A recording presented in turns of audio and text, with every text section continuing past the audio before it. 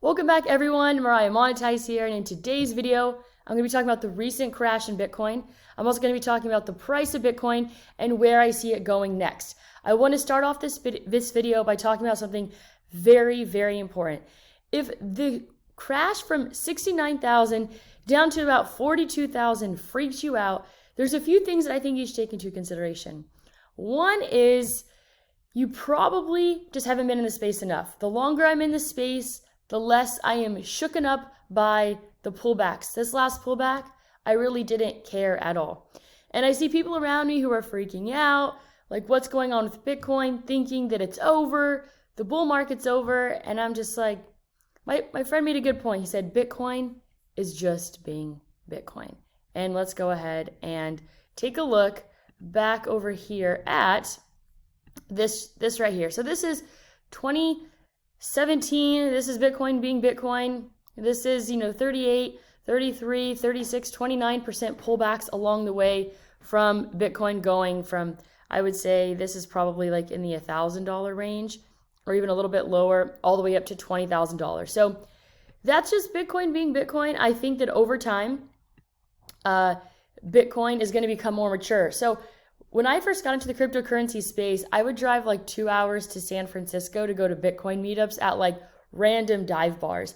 And the first one I went to, Andreas Antonopoulos was actually there. And I remember, I don't know if it was actually there when I met him, but in general, he just described Bitcoin as like, it's starting out as like this little toy boat in the ocean, right? And the volatility is going to be absolutely insane. And like over time, think about it as like, now I feel like Bitcoin's like a dinghy in the middle of the ocean. It's like definitely still volatile, but not as volatile as a toy boat. And he described it in a little bit of a different way, but this is a gist of it.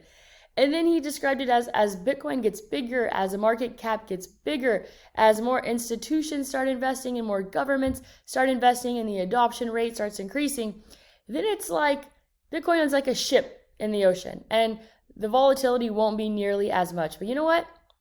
We're still in the range of volatility. So another thing that I kind of saw here that I thought was funny, this is kind of random, but the fact that an 18-year-old can take out a $10,000 business loan but can take out $100,000 in student loan tells you everything you need to know.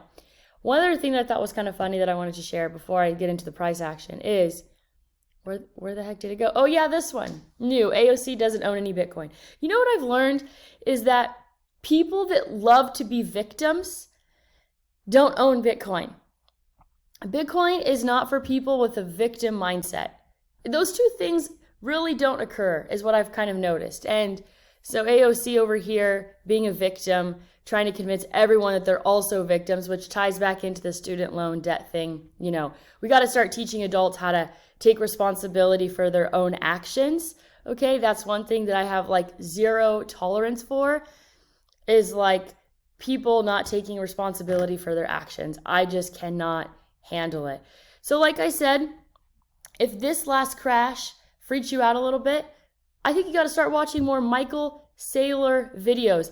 Every time I watch a Michael Saylor video, I am like, my grip on my Bitcoins tighten so much.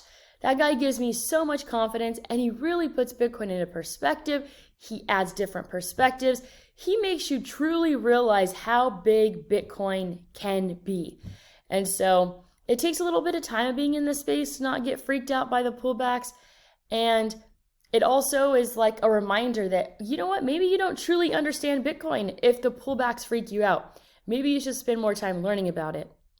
And if you get freaked out but you don't sell, that's one thing. But if you're like selling on the pullbacks out of like because you're freaking out, then that's something that you really got to fix. Because there was, for me, I thought, okay, there's a possibility that we are in a bear market. I thought that was maybe like a 2% chance.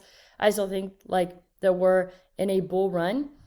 So then in that case, it's like, but you shouldn't really have an amount in Bitcoin that you're afraid to lose that you need in the short term. Except me, I'm a big risk taker. I got pretty much everything I have in crypto, but I feel so comfortable in that spot. One more thing before I get into price action is this. I was sitting at the table with my family over the weekend. And we're talking about all sorts of things. You know, they think the world's going to end. They think that there's this massive reset going on. They think that they're brainwashing people to become dependent on the government. And I'm like, yes, Bitcoin solves all of these issues that you believe to be true. And they said, the government's going to take your Bitcoin away. You know what the government's going to take away? The government can take away your cars. The government can take away your houses because of property taxes.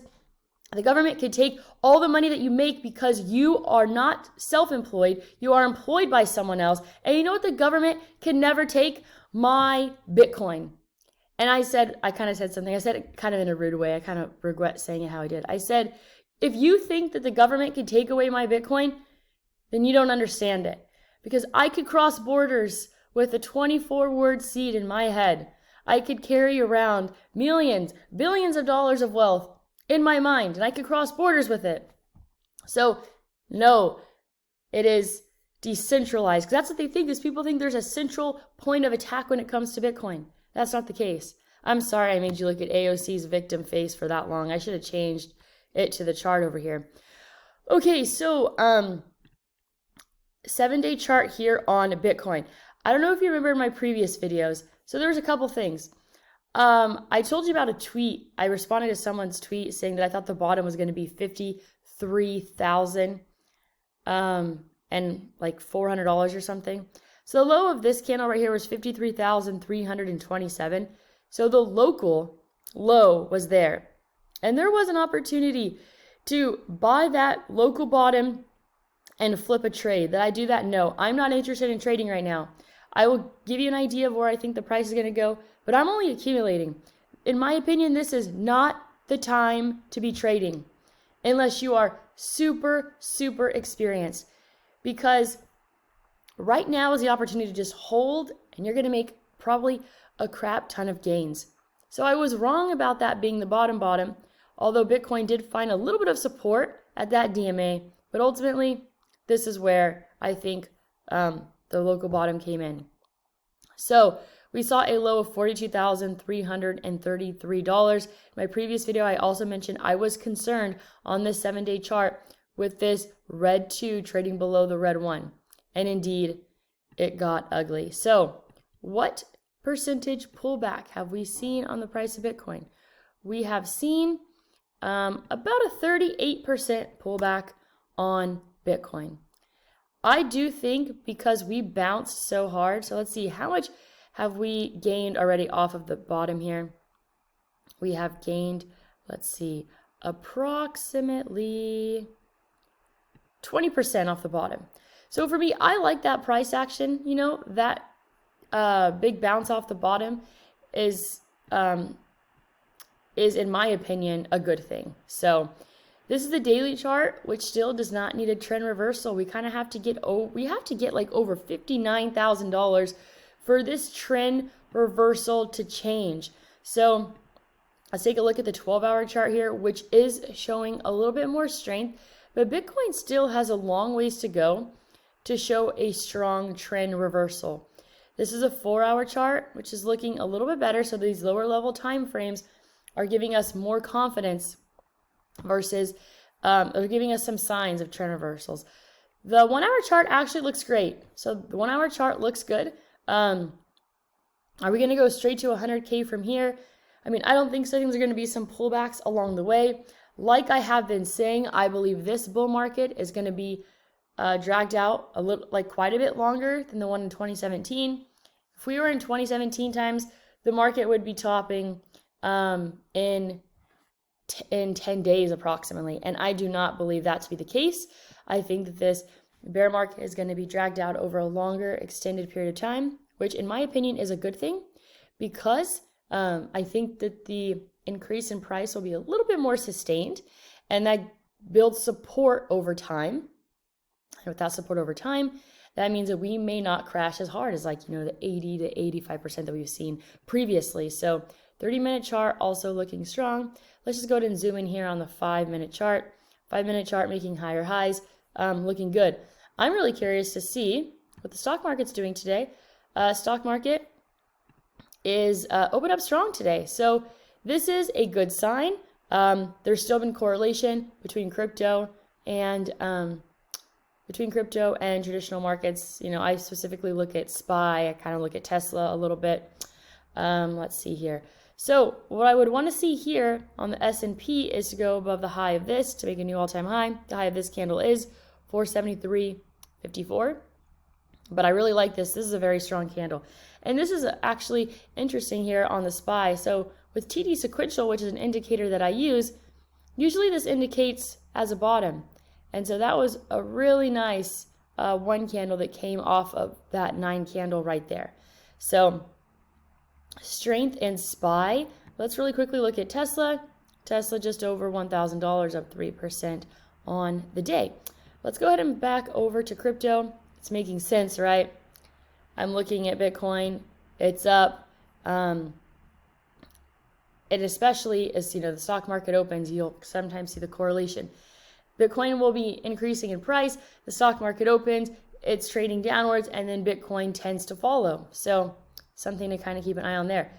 Ethereum already back at 4,400. And this is what's interesting is, you know what? I don't think Ethereum fell as hard as Bitcoin. Whoa, this is actually a pretty big difference. What did I say? 38% pullback on Bitcoin, a 26% pullback on Ethereum. That is crazy. But also, like I said in previous videos, I believe Ethereum to have more strength. So we're kind of at that point right now. It's interesting because Ethereum is really changing the balance from a percentage perspective of my current portfolio. Link fell pretty hard. Let's see what Link fell from a percentage point. Whoa, 55%. Okay, I'm going to give a little spiel here on altcoins. People always ask me about altcoins. I feel most comfortable holding Bitcoin and Ethereum. And here's one thing. I get asked about XRP all the time. Constantly get asked about XRP. This is the thing. Back in I believe it was either 2017 or early 2018, XRP topped at like $3.80. It has not gotten back even close to that, okay? So there's people that are still waiting for Ethereum's all-time high from the last bull run. XRP's all-time high from the last bull run, and that has not happened yet. So when it comes to altcoins, that some just never come back. So if you had been holding XRP this entire time, you know, the majors, Bitcoin and Ethereum, would have outperformed it like dramatically. So Coinbase stock at $284. Let's see how much this has pulled back. It pulled back, wow, less than Bitcoin, between like 33 and 34% here. Let's see. Dogecoin is at 18 cents. That will be probably one that takes a long time to go back to its all-time highs. Like, for example, like Bitcoin's going to crush its all-time highs way before Dogecoin does, in my opinion. That's just what tends to happen with altcoins. Nexo taking a big hit. Nexo was doing really well. As it was up in this range, I was like, dang, should probably sell some. Nexo down 47%. Let's take a look at DOT here. Where is DOT? Gold. Okay, so I saw Peter Schiff at the beach a couple weeks ago, and I was like, oh, hey, Peter, how's it going? And I just didn't know what to say, and I was like, oh, nice, you know, gold's at like 1850. It was over here. He's like, no, I said, oh, yeah, gold's got over $1,800. He's like, 1850. And I'm like, dang, in crypto, we do not count $50 increments because it's just moving way too quickly. And he's like, oh, yeah, I think, did he tell me or someone else? It's going to be $1,900 by the end of the week. But we've definitely seen a pullback on gold. Gold, you guys, has done nothing in 10 years, absolutely nothing. It's pulled back 6% since that high. Gold has done nothing.